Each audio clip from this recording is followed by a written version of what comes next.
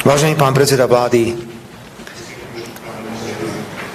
pochopiteľne považujem za potrebné poďakovať v mene celej slovenskej delegácie za pohostinnosť, ktorá je tak typická pre vás a vašu krajinu.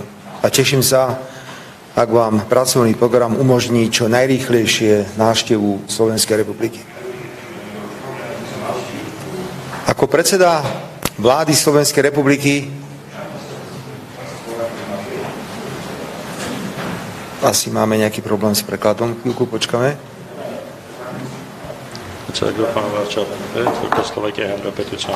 Is it okay now? Ako predseda vlády Slovenskej republiky presadzujem koncept suverénnej slovenskej zahraničnej politiky orientované na všetky 4 svetové strany.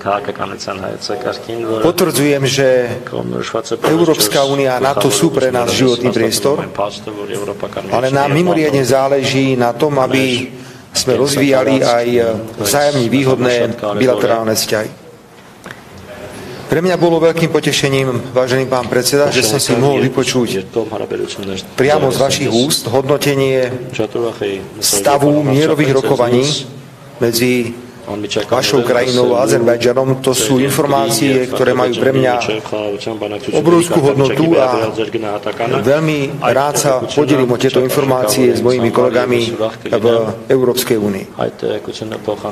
Ak dovolíte, keď sme zostavovali túto delegáciu, pokúšal som sa nájsť body, kde nás môže stretnúť v budúcnosti úspešná spolupráca.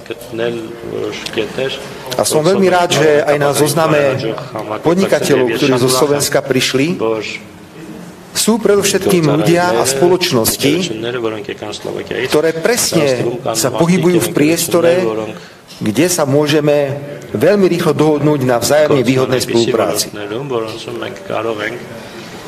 Pán premiér, spomenuli ste jadrovú energiu. Máme rovnaké reaktory, pokiaľ ide o Arménsko, pokiaľ ide o Slovensko. Povedal som vám našu víziu, čo chceme robiť ďalej na Slovensku, pokiaľ ide o atomovú elektrárnu. Hovoríme spoločne o potrebe zaoberať sa myšlienkou jadrového paliva. Čo urobiť s vyhoreným jadrovým palivom. Tu máme špecializované firmy, aj my, aj vy.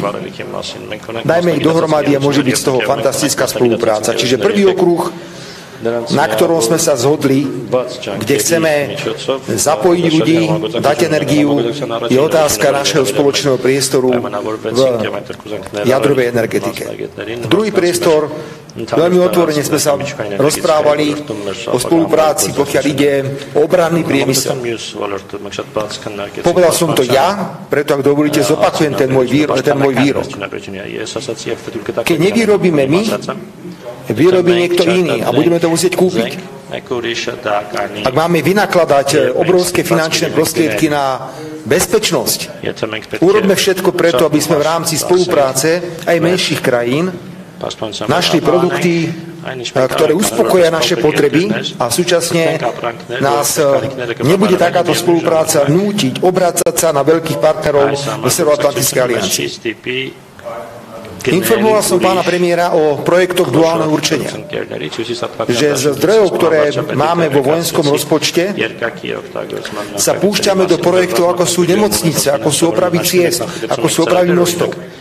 Myslím si, že armáda potrebuje aj infraštruktúru, nepotrebuje len zbranie v takom ponímaní, ako sme to videli v minulosti.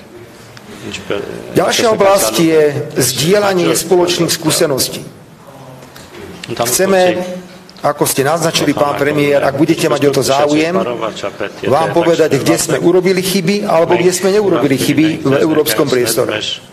Ale najmä sa teším, vážený pán premiér, že si budeme môcť vymeniť aj, ako sa hovorí v tom anglickom jazyku, the best practices.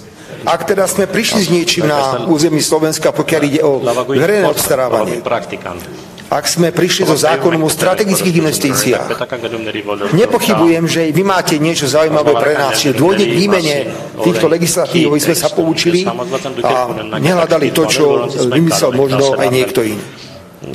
Teší ma, že je tu medzi nami dohoda aj na vzájomnej podpore, pokiaľ ide o medzinárodné kandidatúry. Ide predovšetkým o nestáleho člena Bezpečnostnej rady OSN.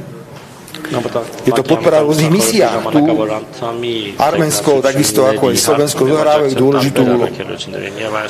Považujem teda túto cestu, vzhľadom na to, ako sme spoločne špecifikovali oblasti, kde vieme spolupracovať, ako sme zložili obchodné delegácie, ako sme dokázali sa skoncentrovať dnes na niekoľko bodov za mimoriadne prospešnú. A ja si ešte raz vážim, samozrejme, vystúpenie na dôležitom formáte, a to je jerevanský dialog, pretože človek môže povedať veci, ktoré sa bežne nedostanú do priestoru, pretože nemáte každý medzinárodnú konferenciu.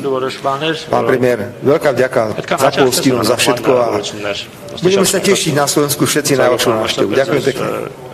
Hírünkkel vele bemondjamak, ja annan köszönöm, hogy